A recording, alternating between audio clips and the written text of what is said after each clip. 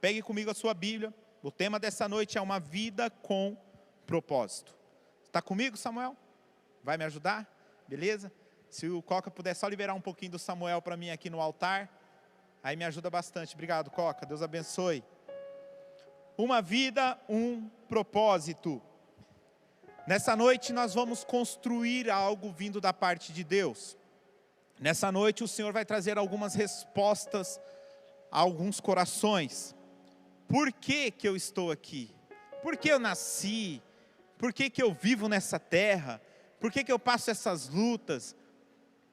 Muitas pessoas dizem que eu sou um erro, muitas pessoas dizem que eu sou um acidente. Muitas pessoas me dizem que eu nem deveria estar aqui. E por que que eu estou aqui se eu não pedi para estar aqui? Então nós vamos falar sobre isso, sobre os propósitos de Deus, a sua vida, a seu respeito, ao meu respeito. Mas antes de nós falarmos do propósito de cada um de nós precisamos entender o propósito eterno, porque não há propósito em nós se ele não converger com o propósito da eternidade. Não há propósito em mim se ele não converger em Deus, naquilo que o Senhor tem como um propósito eterno. Essa palavra é uma plataforma a qual nós já caminhamos nesta igreja há 2 anos. Nós ensinamos aqui, nós caminhamos aqui, aonde nós ensinamos, talvez a palavra que nós mais ensinamos, a palavra que nós mais incentivamos os irmãos a caminharem nela, é uma vida de intimidade e uma vida de relacionamento com Deus. Se abrir um pouquinho a câmera, você vai ver que está escrito aqui, um lugar de intimidade. Então aqui nós sim somos um lugar de intimidade. Aqui nós sim somos um lugar onde nós aprendemos a ter uma intimidade com Deus, para vivermos essa intimidade lá fora. Este é um propósito eterno. Volto a dizer, os irmãos desta casa já estão cansados, como diz lá fora, já estão carecas de ouvir isso. Mas um propósito eterno de Deus é se relacionar com nós. Um propósito eterno de Deus é ter um relacionamento comigo, é ter um relacionamento com você. Deus, Ele sempre sonhou com isso.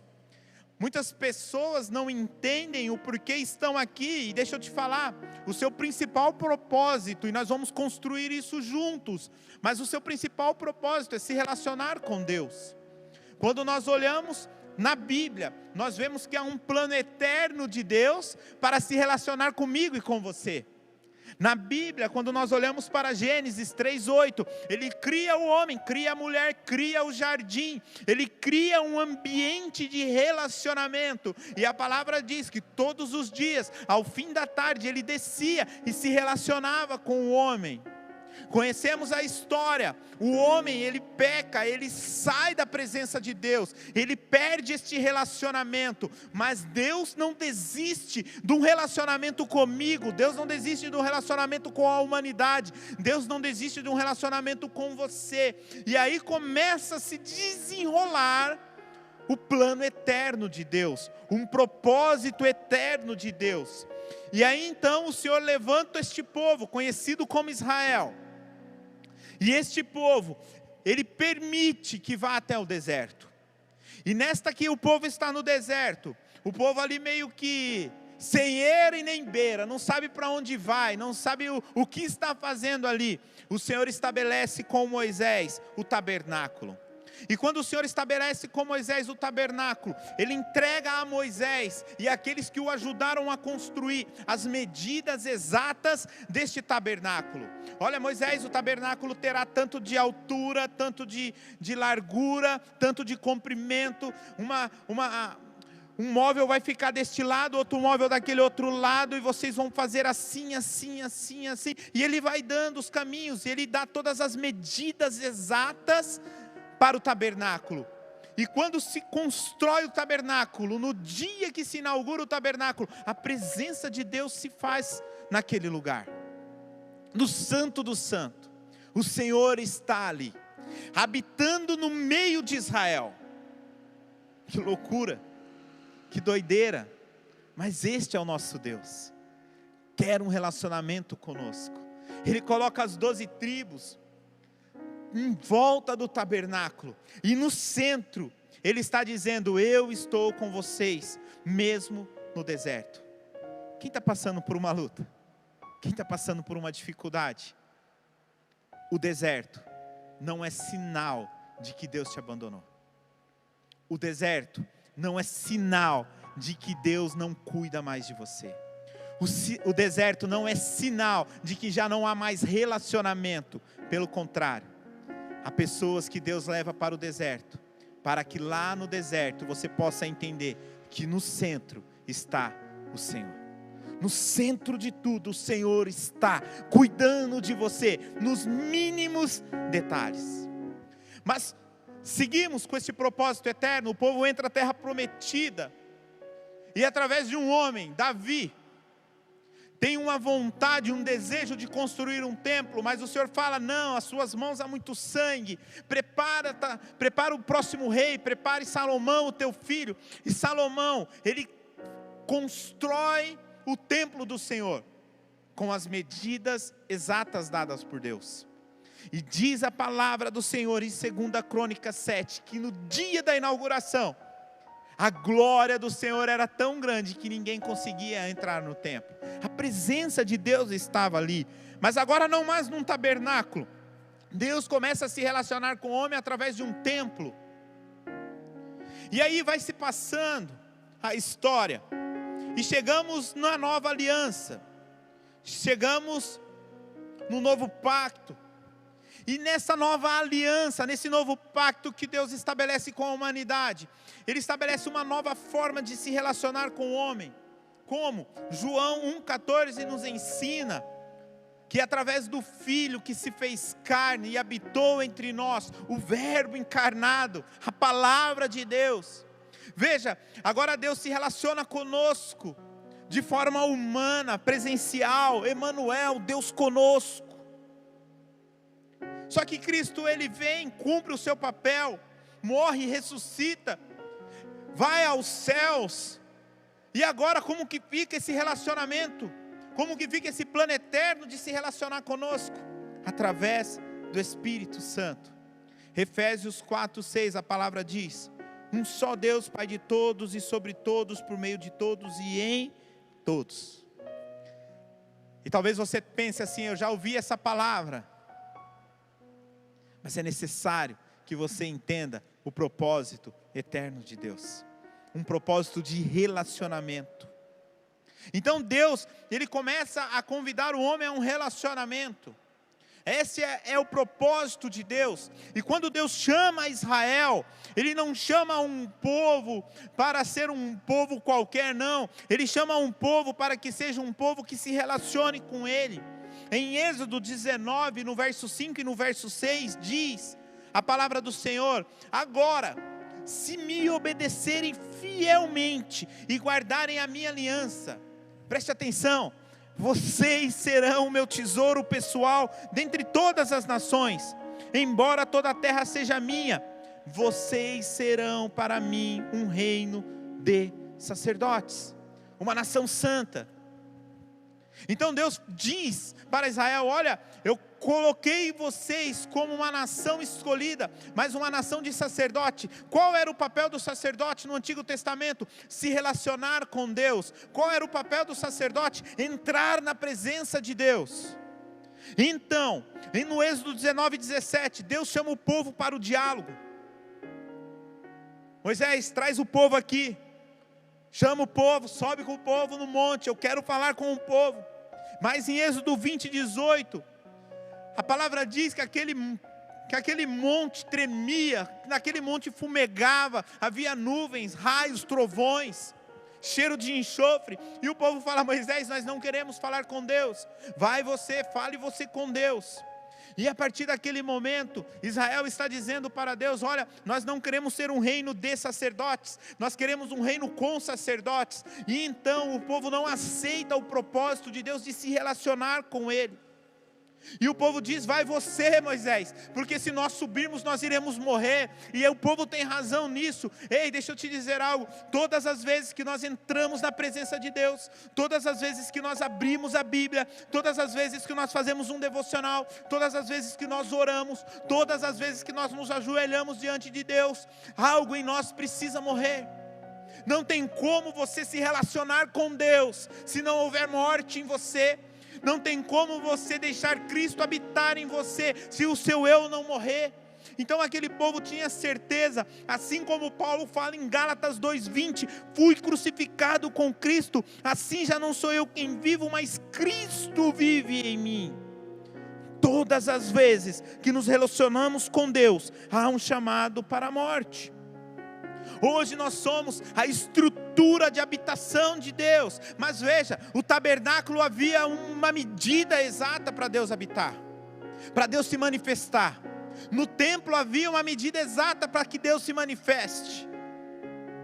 Nós precisamos ser uma medida exata para que Cristo se manifeste através de nós.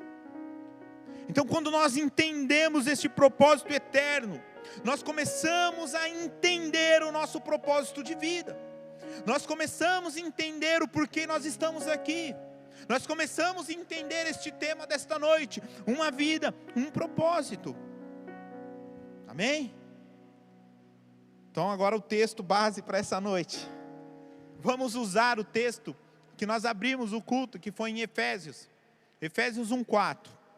Se você tiver com a sua Bíblia, abra na sua casa. Efésios capítulo 1, verso 4.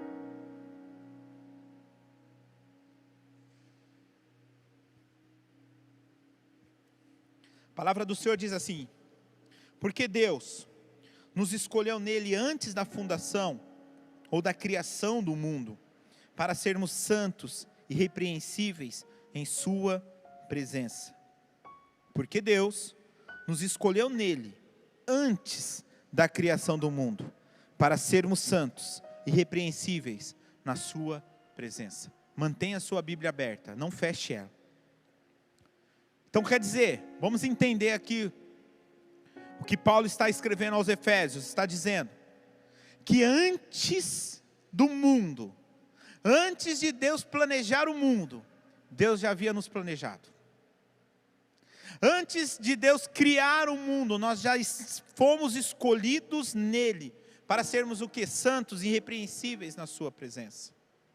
Então, antes de Deus criar tudo que nós vemos, Deus já havia um plano do seu dia, do seu nascimento, do dia a qual você estaria aqui.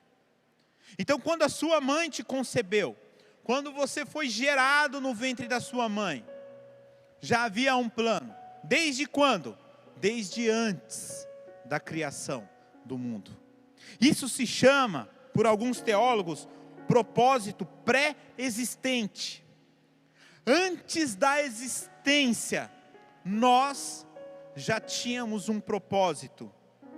Louco isso? É difícil de você entender isso. Mas veja, antes de Deus criar o mundo, Ele já pensou em você. Mas Ele não apenas pensou em você, Ele pensou no seu propósito, naquilo que você iria portar, naquilo que você iria carregar. Preste atenção. Fase de Instagram aí, ó. Anota. Muitas pessoas pensam que temos um propósito porque existimos. Mas deixa eu te dizer uma coisa: nós existimos porque temos um propósito. Não é Deus falando assim: olha, poxa, o Thomas nasceu, então eu preciso dar um propósito para o Thomas. Então deixa eu pensar aqui um propósito, já que o Thomas vai nascer, né? Deus tem 9 meses para pensar num propósito para o Thomas. Não. Antes, ele nasceu porque já havia o propósito pré-definido por Deus. Então, não há erro aqui. Ninguém foi um erro. Ninguém foi um desvio de percurso. Nós somos, por quê? Porque nós temos um propósito. Então veja, pensam que temos um propósito porque existimos, mas não. Nós existimos porque temos um propósito. Não foi a existência para se criar um propósito. Há um propósito para se criar a existência. Deus antes de te fazer, Deus antes de pensar em você, do jeitinho que você é, Ele pensou primeiro no seu propósito. Mas Satanás tem tentado roubar de nós o propósito. Satanás tem tentado tirar de nós qual é o nosso real propósito. E quando ele tira de nós qual é o nosso real propósito, quando ele implanta em nós incertezas, quando ele implanta em nós mentiras, aí ele está com a faca e o queijo na mão. Porque aí ele trata das nossas vidas como se fôssemos marionetes na mão dele. Você começa a pensar, converse com uma pessoa que tem depressão e pergunte para ela qual é o seu propósito de vida. Ela não tem. Conversa com uma pessoa que está passando por uma síndrome do pânico e pergunta qual é o seu propósito de vida. Não tem. Então Satanás rouba propósitos e nos entrega depressão, doença, solidão.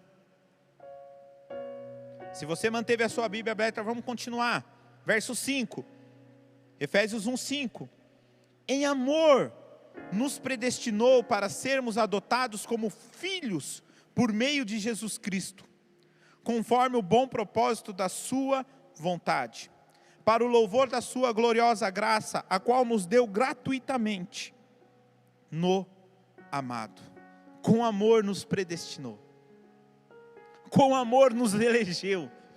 Eu sei que há uma discussão muito grande sobre a teologia da eleição, mas deixa eu te dizer algo aqui: o Senhor te elegeu, mas Ele não te elegeu igual essa briga aí, né, de quem é salvo, quem não é salvo, não, a eleição está em Cristo. Somos salvos quando nós estamos em Cristo, fomos eleitos em Cristo, e é muito interessante, porque nosso país está passando um problema, e não vem ao caso, mas muito do que acontece desse problema qual nós estamos passando é um problema político. Hoje em dia se fala de duas coisas na TV: coronavírus e a eleição presidencial para o ano que vem. O ano que vem, irmãos, são 18 meses, daqui 18 meses, olha, entenda bem.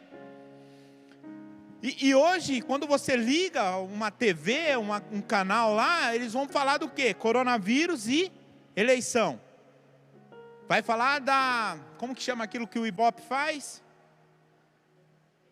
A pesquisa do Ibope, né? Quem vai e quem não vai, quem está primeiro, quem está último, se o Bolsonaro tem ou não uma boa aceitação, enfim.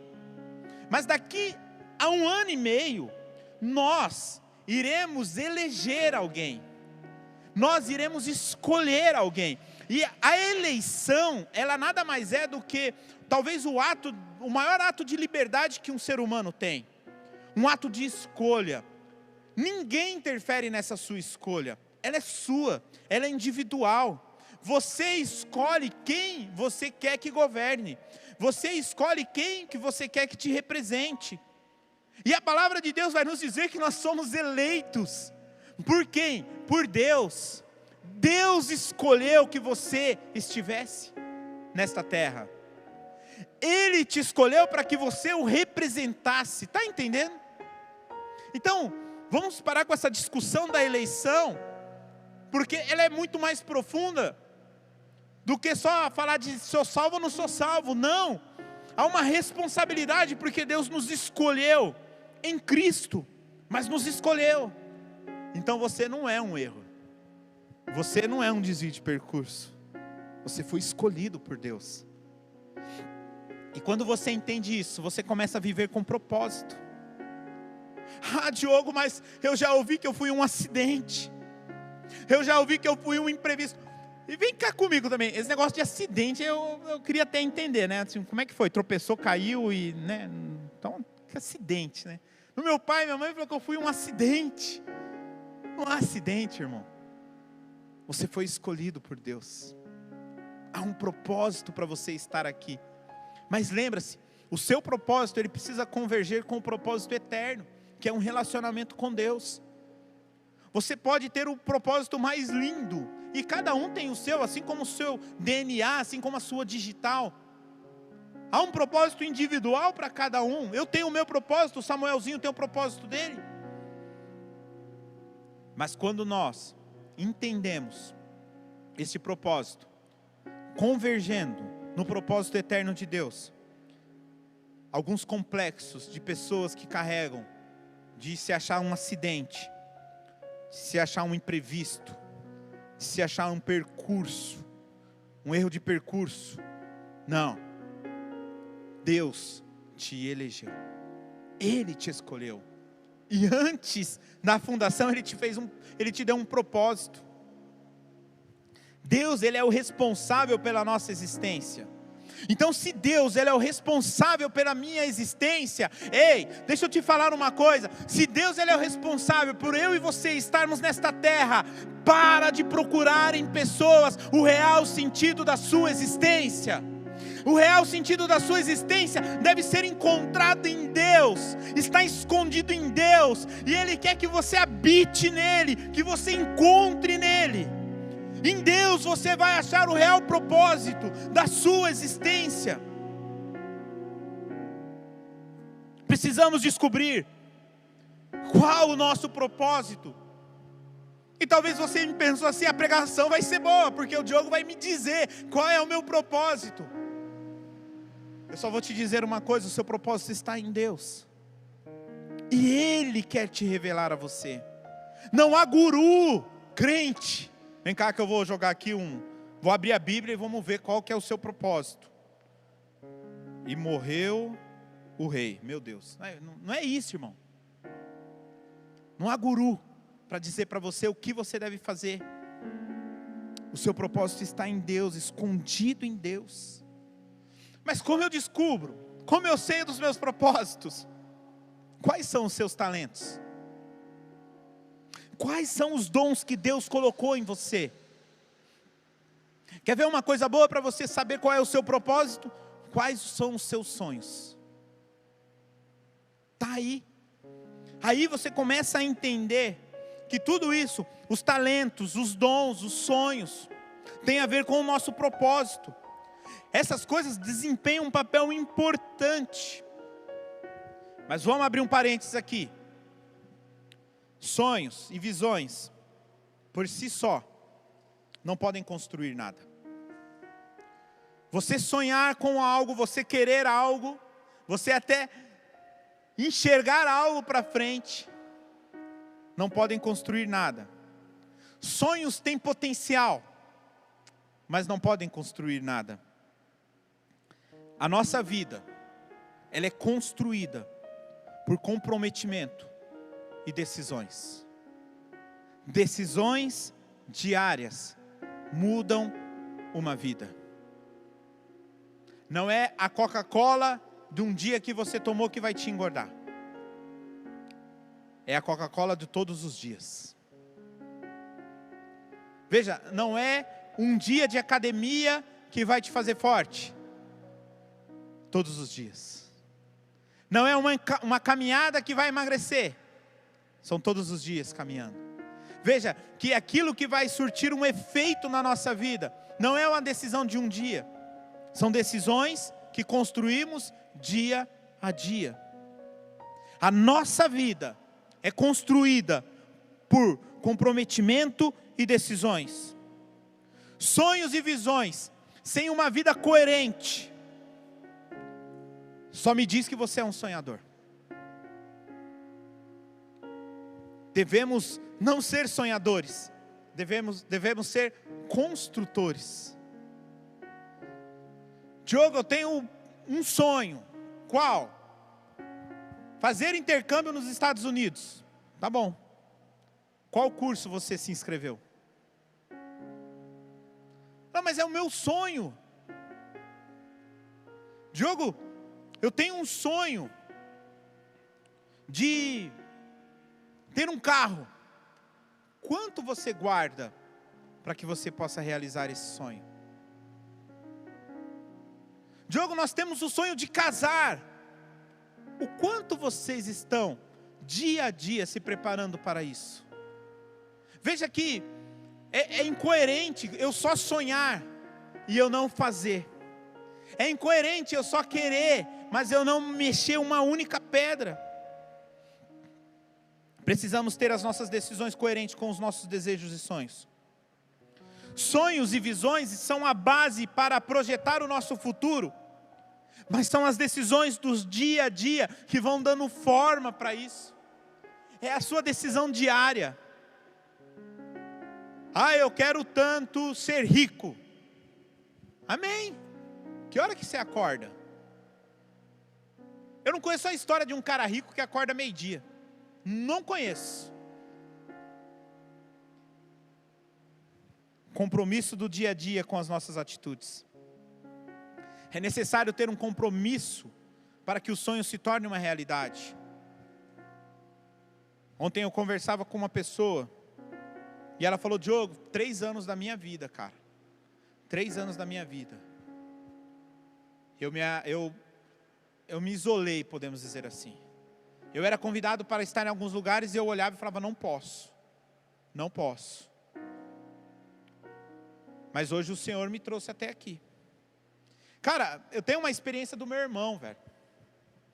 O meu irmão, ele fazia o exército das 5 às 7 da manhã. Ele ia trabalhar às 7h30. Saía às 18 horas, ia para a faculdade. E da faculdade, ele saía 11 horas. Aí ele pegava o ônibus e ia embora para casa. De ônibus, não era de carro. E nós morávamos lá no Igarapés. E ele fazia faculdade lá na Anhanguera. E esse 1 ano que ele ficou no exército foi um ano que, cara, ele emagreceu tanto. E hoje talvez pessoas olhem para ele e falem assim: nossa, ele deu sorte. É fácil dizer que as pessoas tiveram sorte. Mas foram as decisões diárias dele. De não desistir. De não desistir dos seus compromissos. Que o levou até o lugar que ele está hoje. Aquilo que você sonha. Preste atenção. Aquilo que você sonha. Não se encontra. Se constrói. Temos que construir o nosso futuro. As coisas são mais atrativas no conceito, mas elas se tornam mais difíceis quando se cobra um compromisso. Deixa eu te dizer algo: não há grandes coisas com preço baixo. Se estão te oferecendo grandes coisas com preço baixo, desconfie. Não há grandes patamares pagando um baixo preço. Agora a pergunta é: estamos dispostos a pagar o preço? Muitas vezes nós estamos dispostos a pagar o preço por aquilo que nós desejamos. Será que estamos? Eu sempre vou comprar lã com a Vilma lá, tricô, sei lá como é que chama. Não entendo nada disso. Todo ano a gente vai fazer lá a temporada lá, em outro estado. E todo ano eu vou lá, irmãos, e eu olho lá para uma jaqueta de couro lá. E o primeiro ano que eu cheguei, eu olhei e falei: rapaz, jaqueta bonita, hein? E aí eu fui na loja, olhei, aí saí, aí deixei a Vilma olhando outras lojas, outras coisas, eu falei: eu vou ali e já volto. Aí fui lá sozinho, né? Porque a Vilma é mais impulsiva nessas partes aí. Ela está me assistindo, um beijo, viu, meu amor? E eu falei: eu não vou com a Vilma não, porque a Vilma me influencia, eu sei que ela vai me influenciar a comprar. E eu sou um pouco mais pé no chão. E aí eu fui sozinho lá, irmãos. Olhei para aquela, eu sonhava com aquela jaqueta. Sempre falava: nossa, eu quero ter uma jaqueta de couro. Coloquei a jaqueta, irmão, coisa mais linda ficou em mim, até emagreceu. Nossa, ficou chique. Quando eu falei: moça, quanto que é a jaqueta? Que ela falou o preço.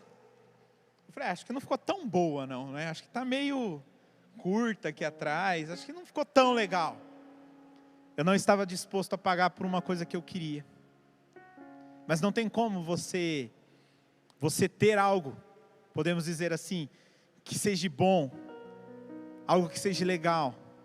Não tem como você atingir alguns patamares na sua vida se você não abrir mão de algumas coisas. Há um preço a ser pago. E a pergunta é: você quer pagar? E aí eu fui e comprei uma meia boca, Tom, de couro também, mas mais barata, estava na promoção. E eu comprei. E pergunta para mim se eu sou feliz com ela. Sou, cara. eu sonho com a outra jaqueta. E a Vilma falou, Diogo, nesse inverno a gente vai voltar lá. Eu falei, vamos, e eu vou lá ver a jaqueta de novo. E eu estou disposto a pagar. Só se não aumentou muito, né, irmão? Senão não vai dar não. Aí eu desisto de novo. Muitas vezes não estamos dispostos a pagar o preço por aquilo que desejamos. Quanto maior a obra, quanto mais relevante, maior é o preço requerido. Olha que louca essa história. Mateus 20, no verso 20 ao 22, conta a história de Maria, esposa de Zebedeu. E ela chega diante de Jesus e fala assim, Senhor, quando entrares na tua glória, coloca um à direita e coloca o outro à esquerda. E aí Jesus faz uma pergunta para ela. Podem beber do cálice que eu irei beber? E talvez aquela mulher não entende. E se você for olhar, se eu não me engano em João fala, esta mulher estava aos pés da cruz de Jesus. Talvez Jesus permitiu que ela fosse até ali, para que ela pudesse olhar para a sua direita e para a sua esquerda. E ali ver dois ladrões crucificados, junto com Cristo, humilhado, machucado. Queremos sentar à direita, queremos sentar à esquerda, mas não queremos pagar um preço, não queremos passar pela cruz. Está entendendo? Queremos coisas da parte do Senhor, mas não queremos pagar o preço que o Senhor nos pede. E o Senhor, você sabe o que o Senhor te pede? Você sabe o que o Senhor pede para que você deixe, para que você largue, para que Ele possa mover coisas na sua vida. Só que não queremos. Isso aqui foi a introdução. Agora eu vou pregar, Samuel. Vai comigo lá em 2 Timóteo. E fica ligado, irmão, é verdade. Isso aqui foi a introdução. Tranquilo, né, Vagnão? Tá online mesmo, todo mundo em casa. Estou até vendo os irmãos de pijama. Se acabar o culto, vão assistir Fantástico, ver o coronavírus. Então fica ligado aí, irmão. 2 Timóteo capítulo 4, verso 7 diz assim: combati o bom combate, completei a carreira, guardei a fé. E aqui, eu quero caminhar com 3 princípios, para termos uma vida com propósito. Precisamos entender. Primeiro, Paulo está dizendo assim: combati o bom combate. O que Paulo está dizendo? Escolha as suas lutas. Se Paulo está dizendo que ele combateu o bom combate, ele também está nos dizendo que há possibilidade de maus combates. Há possibilidade de você entrar em brigas que você não tem que entrar. Há possibilidade de você se envolver em assuntos que você não tem que se envolver. Então Paulo está falando, combata um bom combate. Irmãos, entendam, 3 princípios para vivermos uma vida com propósito, resumido neste verso de Paulo a Timóteo. Timóteo, combata o bom combate. Timóteo, escolha as suas lutas. Por que não combater todos os combates? Por que não entrar em tudo quanto é briga? Por que não me envolver com a briga do vizinho, do meu pai, da minha mãe? Por que não? Porque a nossa energia é limitada. Os anos vão passando e a energia vai. Irmãos, esses dias eu fui jogar bola com os meninos, em 5 minutos eu estava pisando na língua. E eu vi que não é mais para mim, eu não tenho mais energia para isso. A gente vai fazer exercício, por que a gente não faz o dia inteiro, sai correndo? Corre o dia inteiro. Irmão, daqui a pouquinho vai acabar a energia. Daqui a pouquinho você não vai aguentar correr mais. Então, a nossa energia ela é limitada. E tudo que é limitado precisa-se de uma gestão. O que é gestão? É a arte de usar com sucesso os recursos limitados. É a arte de gerir algo, de você fracionar algo, de não gastar tudo de uma vez. Só que o que é interessante é que Deus ele não é limitado. E tem gente que acha que Deus é limitado, Thomas. Tem gente que tem inveja, irmão, de Deus abençoar o outro. Porque, meu, abençoou o Samuel com o teclado. Ih, meu, então aqui na igreja já está completo o teclado. Eu acho que eu não posso nem aprender, porque, nossa, olha o dom que Deus deu para o Samuel. Acho que não tem mais. Irmãos, Os dons de Deus são ilimitados. As bênçãos do Senhor são ilimitadas. Mas nós achamos que é assim. Deu para um, não pode dar para mim. E é muito louco porque, por mais que Deus não seja ilimitado, mas Ele limita aquilo que dá para nós. E por que nós pensamos que Deus é assim? Deus deu um dom para um, Deus abençoou um. Nossa, já abriu a porta do emprego? Meu Deus, então a vaga da porta do emprego de efetivar foi do Wagner. Nossa, eu estou querendo tanto ser efetivado lá na fábrica. Irmãos, isso é pensamento de mentalidade de pessoas de escassez. De pessoas que falam assim, não, Deus não pode abençoar todo mundo, Deus pode abençoar a todos. Mas entenda, aquilo que Deus te dá é limitado. A sua fé é limitada. O seu tempo de vida é limitado. A sua energia é limitado. E o que nós temos que fazer com a nossa fé? Gerir a nossa fé. O que nós temos que fazer com o nosso tempo de vida aqui na terra? Gerir o nosso tempo de vida. O que nós temos que fazer com a energia que temos? É gerir a nossa energia.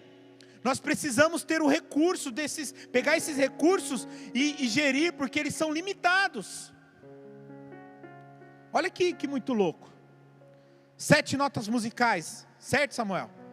Que forma 12, tá bom.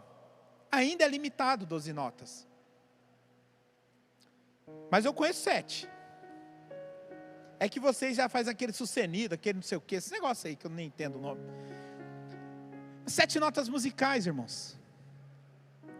Quantas músicas se criam?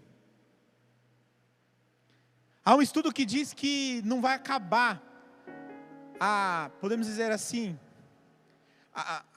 a criação das músicas. Não vai acabar, mas 12, né? 12 notas musicais, bilhões de músicas. E esse é um recurso que nunca vai se acabar. Principalmente que, né, a gente, né, tropeça numa lata, já cria uma música, né? E já vira o hit do carnaval. O brasileiro é bom para essas coisas. Então veja, com poucas notas musicais, bilhões de músicas. Vai mais uma aí para o Instagram aí, ó. Tem um segredo nisso. A gestão criativa de recursos limitados gera inovação. Então é você pegar recursos limitados e você gerir isso. Olha quanta coisa é criada com recursos limitados. Mas eu preciso de coisa nova para me fazer diferente. Não, você precisa daquilo que Deus te deu. Inovação não é ter aquilo que ninguém mais tem. É fazer aquilo que ninguém faz com aquilo que todos têm. Entenda? Então inovação não é, eu preciso ter algo. Não, isso é comprar, irmão. Isso é ter recurso, ter dinheiro. Eu preciso ter aquilo que ninguém tem. Não, é fazer aquilo que ninguém faz com aquilo que todos têm. Isso é inovação. Não, para inovar eu preciso de mais coisas. Nós nos sentimos cansados. Quem não se sente cansado? Aí nós pedimos o que para Deus? Renova, ou melhor, me dá energia. Me dá mais energia, Deus. E a intervenção de Deus não é te dar mais energia, é renovar as suas forças. É renovar aquilo que Ele já te deu. Não é te dar mais. Não vou dar mais energia. Não, Ele vai renovar as suas forças. Assim como o profeta Isaías diz, em Isaías 40, no verso 30 ao 31. Até os jovens se cansam e ficam exaustos, e os moços tropeçam e caem, mas aqueles que esperam no Senhor renovam as suas forças, voam como águias, correm e não ficam exaustos, andam e não se cansam. Então, não adianta pedir mais para Deus, você tem que pedir para que Deus renove as suas energias. Não gaste energia naquilo que não te leva para o teu propósito. Escolha as tuas lutas. Por quê? Porque as nossas energias, nossas forças são limitadas. Precisamos gerir para que haja em nós, ou que possamos caminhar no propósito que Deus nos deu.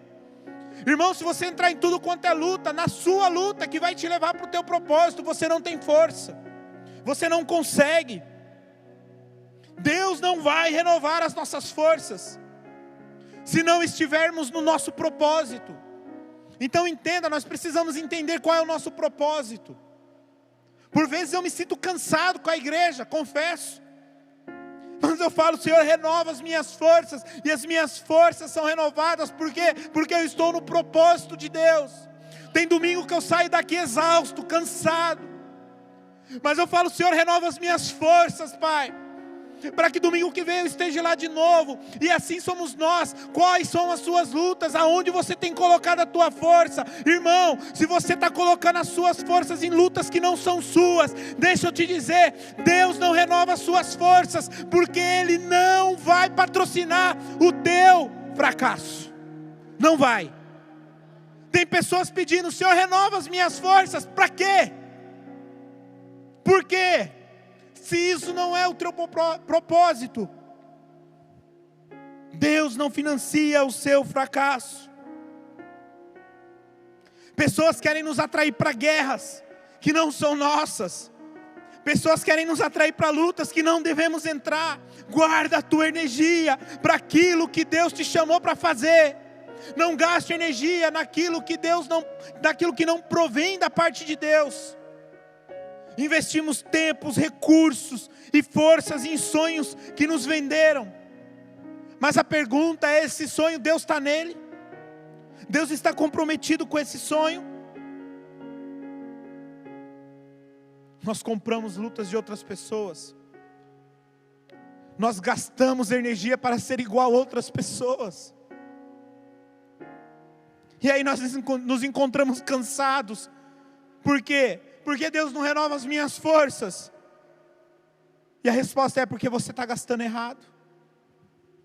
Irmãos, eu posso entrar numa aula de canto. Eu posso me dedicar, assistir vídeos, fazer curso. Mas porque eu quero ser igual ao Thomas. E aí nisso vai me trazer o quê? Vai me trazer fadiga, cansaço. Por quê? Porque esse não é o meu propósito. E aí eu estou falando, Senhor, renova as minhas forças. E Deus fala, para quê? Se você não está vivendo o meu propósito, para de se comparar com o outro. Nós vivemos numa geração que se compara a todos aqueles a qual seguem no Instagram. E as pessoas se desgastam, gastam tempo querendo ser igual, querendo fazer o vídeo igual. Passam dias, horas editando vídeos, porque eu quero ser igual, porque esse pastor é assim, então eu tenho que ser igual a esse pastor, porque esse pastor é assado, eu preciso ser igual a ele. Ei, deixa eu te falar uma coisa, você está gerindo mal as suas energias, você está gerindo mal o seu tempo. Busque no Senhor a renovação das suas forças, mas busque principalmente quais são os seus propósitos, aonde essa força deve ser canalizada. Segundo ponto, aprenda a terminar bem.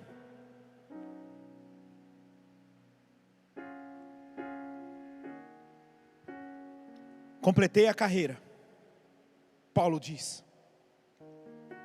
Somos bons em começar coisas, mas somos péssimos em terminá-las. Oramos para entrar no emprego, mas não oramos para sair dele. E a nossa vida, ela é feita de etapas, desafios, tempos e estações. E quando nós encerramos, falamos disso há um tempo atrás aqui.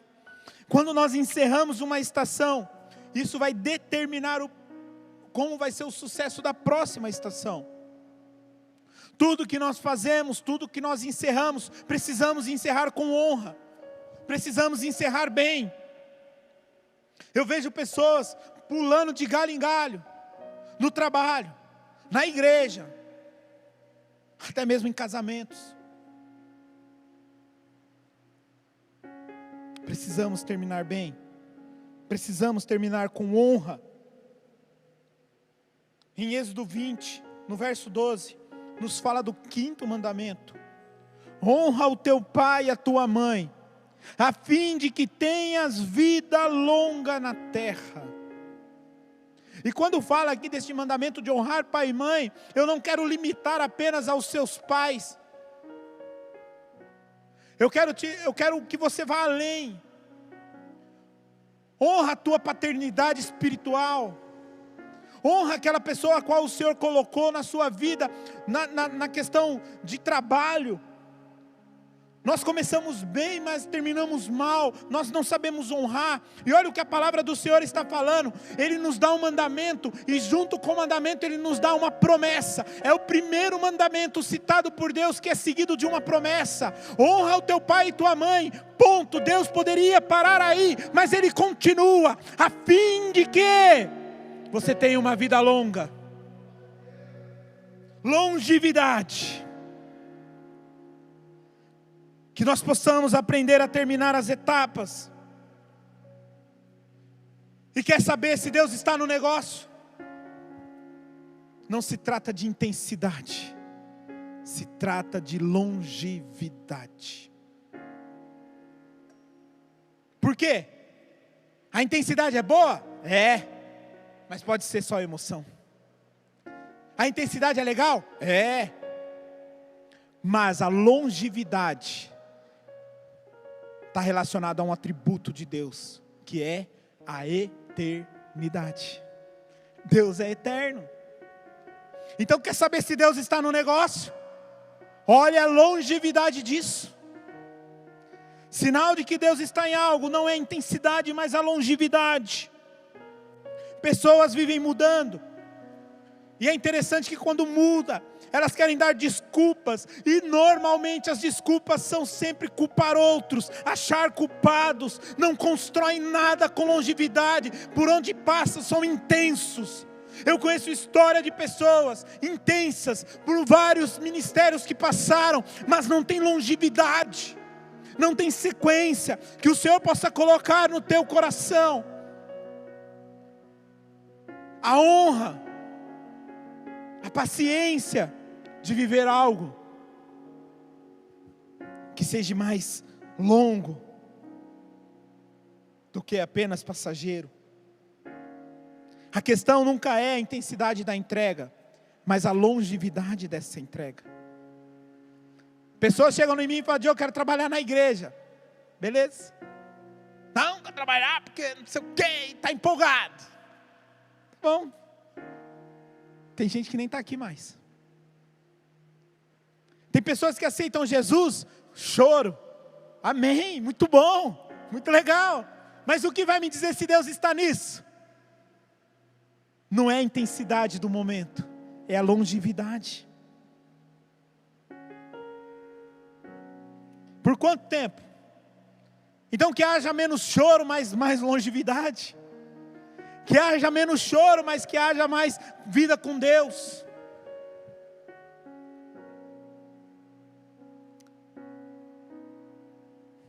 Qual o segredo de um casamento com sucesso? Qual?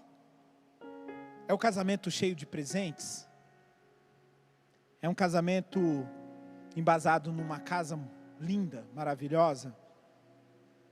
Deve ser um casamento onde o marido e a mulher têm carro, onde o marido e a mulher ganham bem.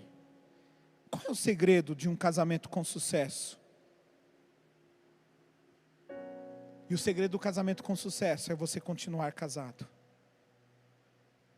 Porque longevidade é sinal de sucesso. Aprenda a terminar bem, pois honra tem a ver com longevidade. Quem honra pode viver isso.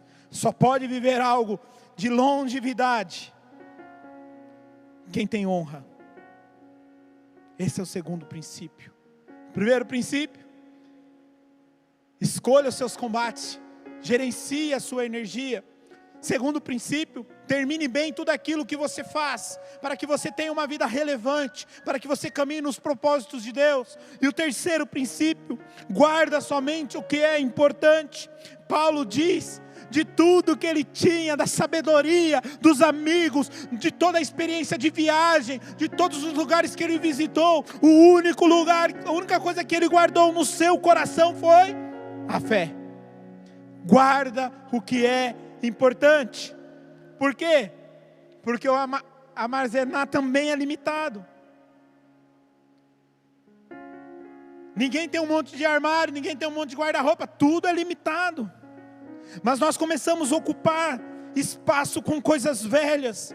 E quando nós ocupamos os espaços da nossa alma, do nosso coração, com coisas velhas, não permitimos Deus fazer coisas novas.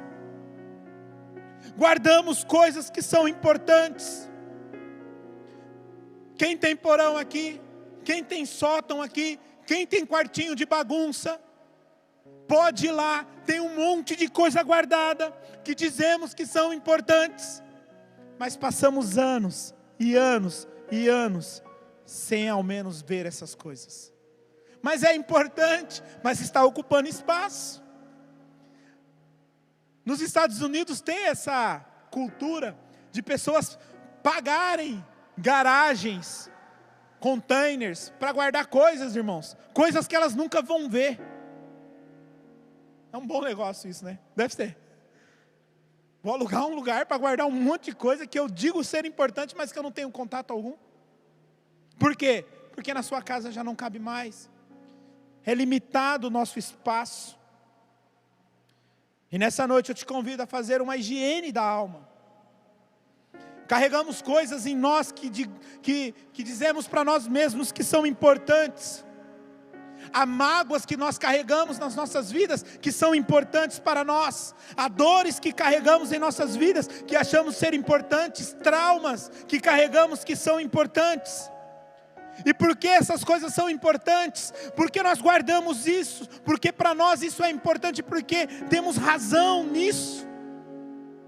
Sabe aquele perdão que não foi liberado? Sabe esse trauma, sabe essa dor que você carrega de um perdão não liberado? Por que você carrega isso com você? Porque é importante para você. Por quê? Porque você teve razão. Foi a pessoa que te traiu. Foi a pessoa que falou mal de você.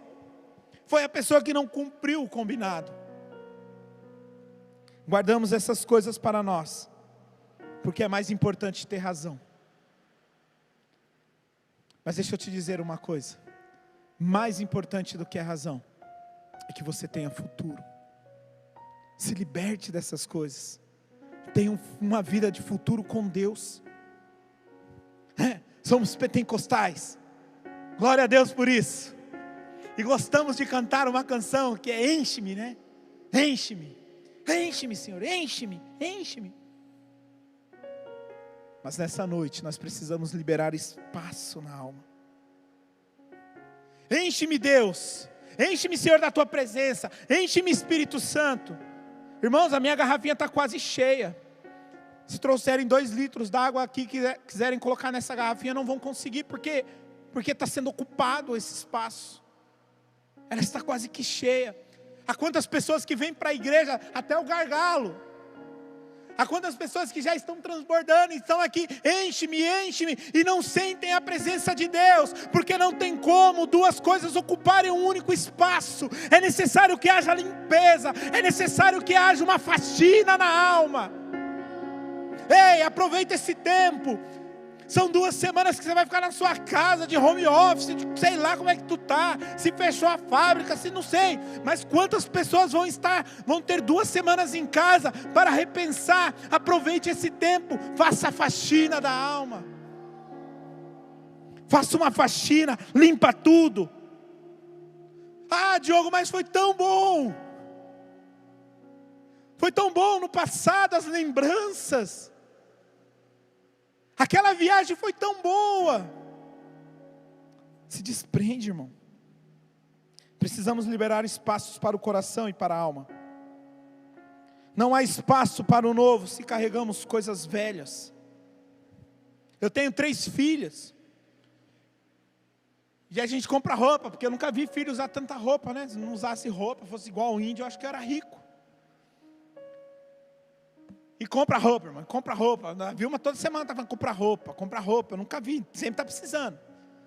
Só que você vai no guarda-roupa, você vê um monte de roupa boa. Mas por que tem que comprar mais roupa? Mesmo sendo boa? Porque não serve mais. A blusa fica aparecendo aqui, na calça parece que vai catar frango. Não serve mais. Mas está boa a roupa, mas não serve mais. Precisa tirar, para que venha coisas novas. Não é que a roupa deixou de ser boa. só não serve mais. Tem memórias que não é que deixou de ser boa, só não serve mais. Tem recordações que não é que deixou de ser boa, só não serve mais. E o pentecostal tem que fazer uma música nova, que é o Esvazia-me, para que Deus possa habitar, para que possamos criar espaço para Deus. Nos apegamos a coisas emocionais antigas, e quando nós estamos apegados às coisas antigas, não damos espaço para as coisas novas. Eu vejo igrejas morrendo, eu vejo igrejas, sabe, chega a dar dó, irmão, no coração, mas não deixam, não param com as coisas antigas. Mas foi bom, mas não serve mais. Precisamos entender isso. Nosso Deus é um Deus de coisas novas. Se nós vivêssemos ainda pela antiguidade, estaríamos sacrificando um cordeiro essa noite aqui. Mas foi coisa nova, Jesus veio, morreu numa cruz, já não precisa mais fazer o antigo, vamos viver o novo, e o novo está em Cristo. É um Deus de novidades. Na sua vida é uma vida de novidades. Desapega.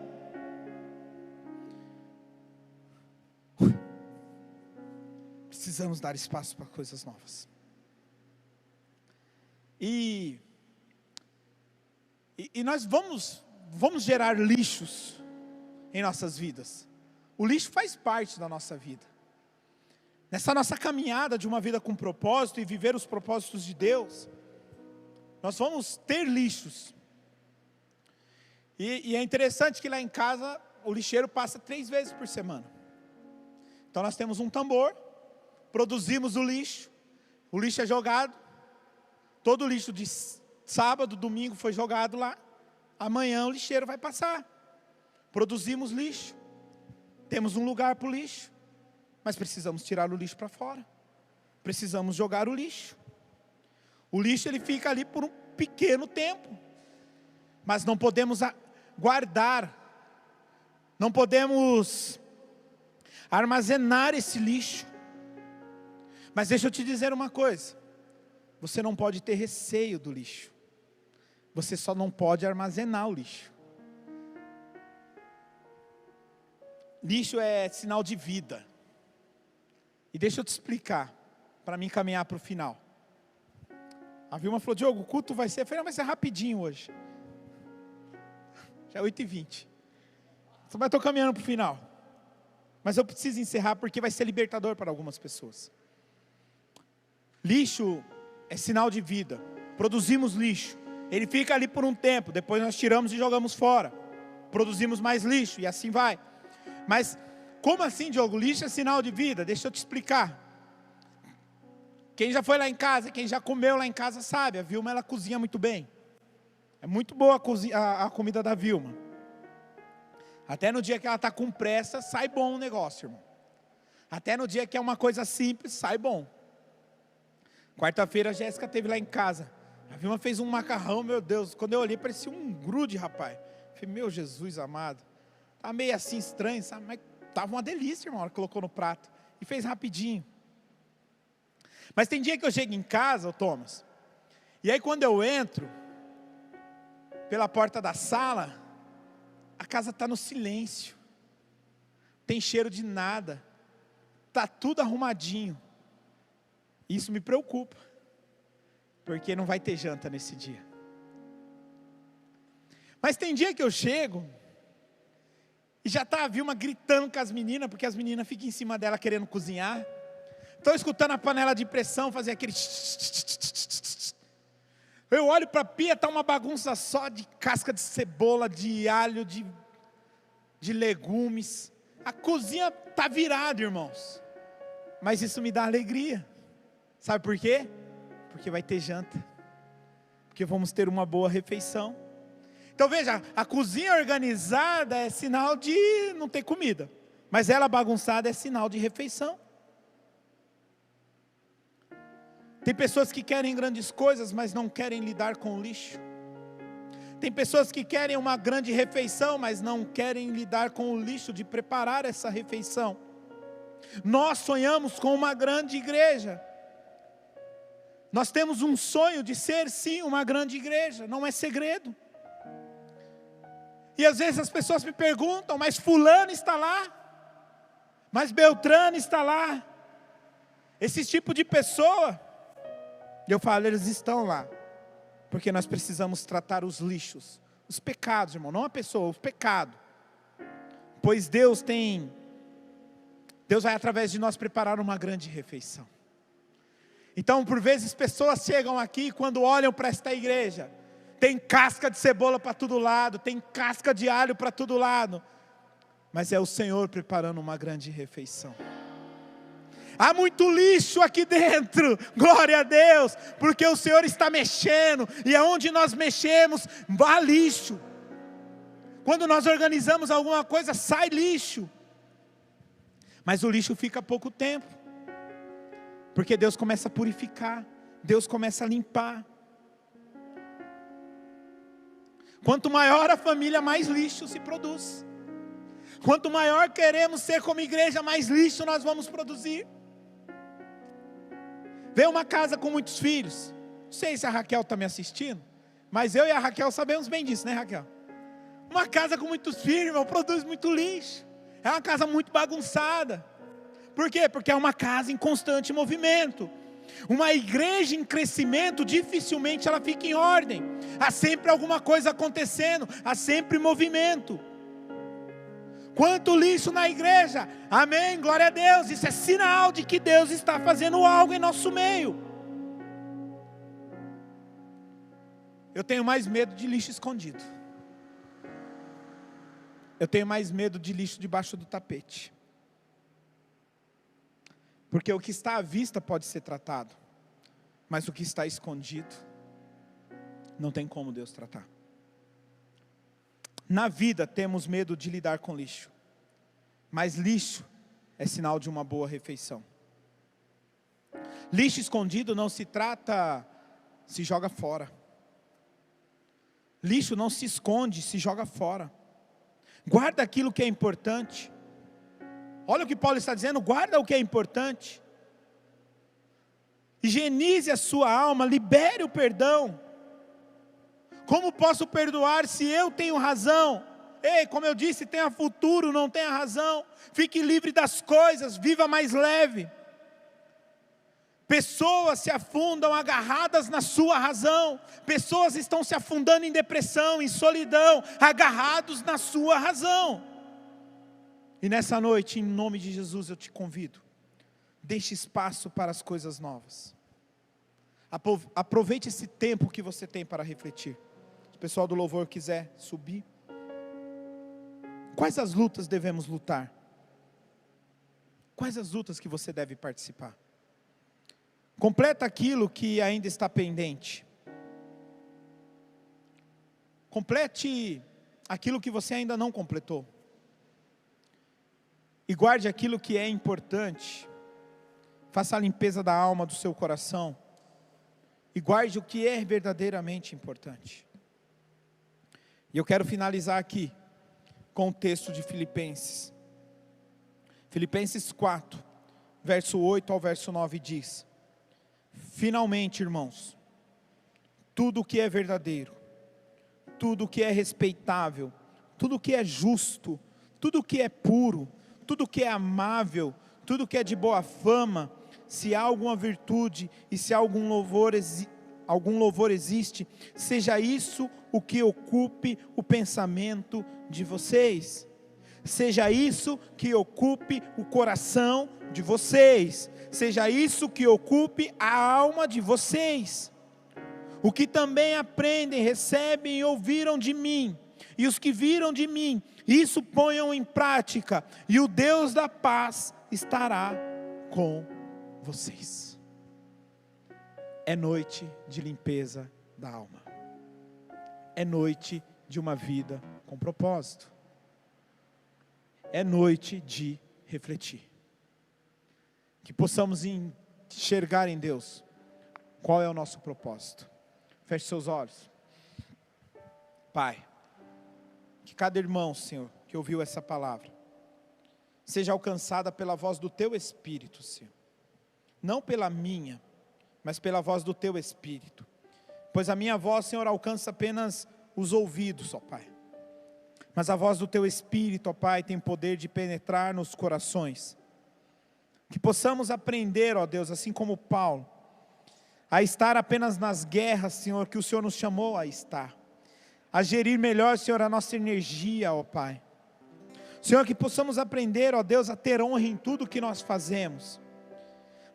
A qualquer lugar que nós vamos sair, Deus, possamos sair sim por cima, ó Pai, não pela porta do fundo. Pai, em nome de Jesus, que possamos, ó Deus, guardar aquilo que é necessário. Que toda mágoa, toda tristeza, todo rancor possa ser jogado fora em nome de Jesus. Que o lixo, Senhor, criado nas nossas vidas, no dia a dia, seja apenas algo momentâneo, mas que ele possa ser retirado, ó Pai, liberando espaço para algo novo que o Senhor vai fazer. Senhor Deus, nós não temos problemas de tratar, Senhor. Nós não temos problemas, Senhor Deus, de sermos tratados por Ti. Não temos, Pai. Trata conosco nessa noite em nome de Jesus. Entra por cada lar, Senhor, a cada ouvido, Senhor, a cada TV ligada, a cada celular, Senhor. Pai, entra, Senhor, com a Tua doce voz do Teu Espírito. Sonda os corações dos Teus filhos e mostre a eles, ó Deus, o que o Senhor espera da vida de cada um deles, em nome de Jesus. Amém.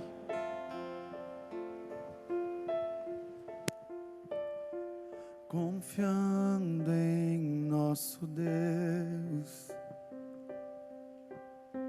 e em seu eterno amor, não seremos abalados, não seremos abalados, não seremos abalados.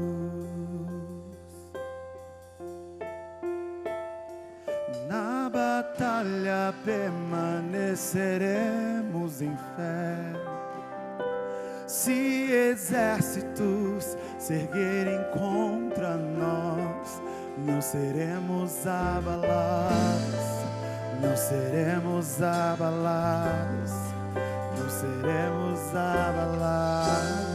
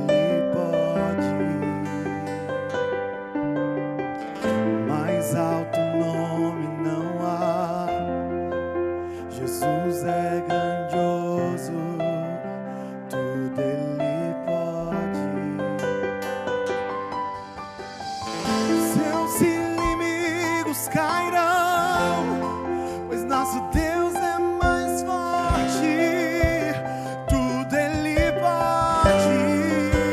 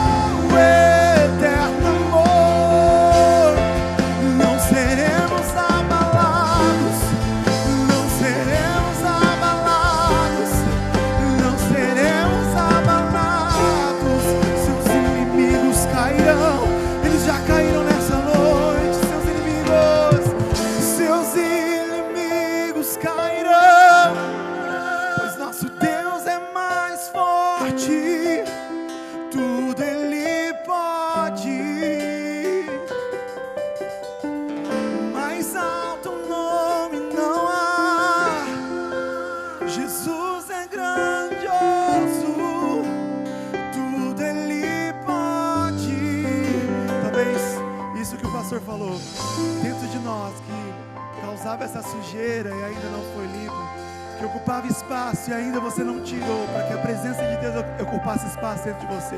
Nessa noite, você não entendia, você não conseguia enxergar, mas é um inimigo, e nessa noite Deus faz cair por terra em nome de Jesus, para que haja espaço para a presença dEle, para que haja espaço para o senhorio dEle, para que haja espaço para o governo dEle, para que haja espaço para a vontade dEle para nossas vidas.